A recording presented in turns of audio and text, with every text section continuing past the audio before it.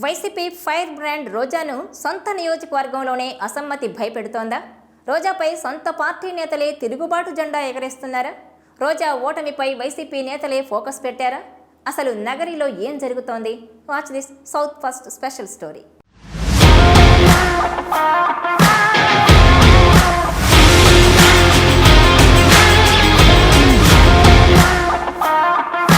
YCP fire brand మంత్రి రోజా మరోసారి నగరి నుంచి ఎమ్మెల్యేగా బరిలోకి దిగుతున్న సంగతి తెలిసిందే. అయితే ఈసారి నగరి టికెట్ రోజాకు దక్కడం లేదని, నియోజకవర్గంలో అంతర్గత పోరు పెరిగిందని కథనాలు వచ్చిన సమయంలో జగన్ ఎంటర్ అయి వాతావరణాన్ని కూల్ చేసినట్టు చెబుతుంటారు.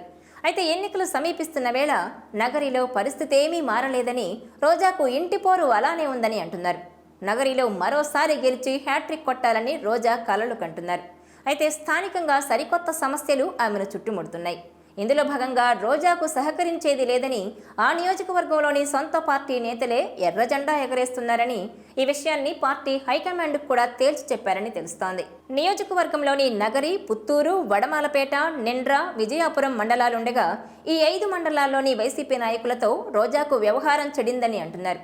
రెండోసారి గెలిచి మంత్రి అయిన అనంతరం ఆమె వ్యవహార శైలిలో వచ్చిన మార్పులే ఇందుకు కారణమనే ఆరోపణలు వినిపిస్తున్నాయి.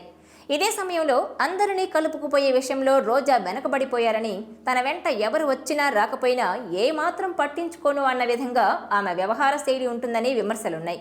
ఎవరు కలిసొచ్చినా రాకున్నా తన గెలుపు కన్ఫామ్ అనే ధీమా వ్యక్తం చేస్తున్నారని, ఈ అతి విశ్వాసం ఆమెకు దెబ్బ కొట్టొచ్చని అంటున్నారు.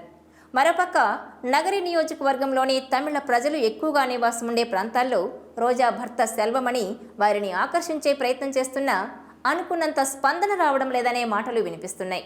ఈ క్రమంలో రోజా సందిగ్ధంలో పడ్డారని, పోలింగ్ దగ్గర పడుతున్న కొద్దీ ఆమెలో ఒత్తిడి పెరుగుతుందని చెబుతున్నారు. అందుకే రోజా కాస్త తగ్గారని, కలుపుకుపోవాలనే కృతనిశ్చయానికి వచ్చారని, ఎన్నికల ప్రచారానికి దూరంగా ఉంటున్న వైసీపీ స్థానిక రెబల్ నాయకులతో రాజీ ప్రయత్నాలు ప్రారంభించారని అంటున్నారు.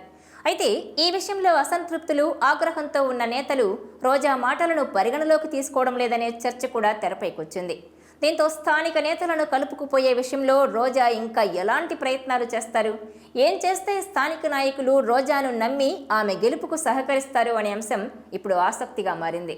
మరి ఈ విషయంలో రోజాను ఒంటరిగా వదిలేస్తారా, లేక అధిష్టానం పెద్దలు కల్పించుకొని అందరినీ సర్దుబాటు చేస్తారా అనేది చూడాలి.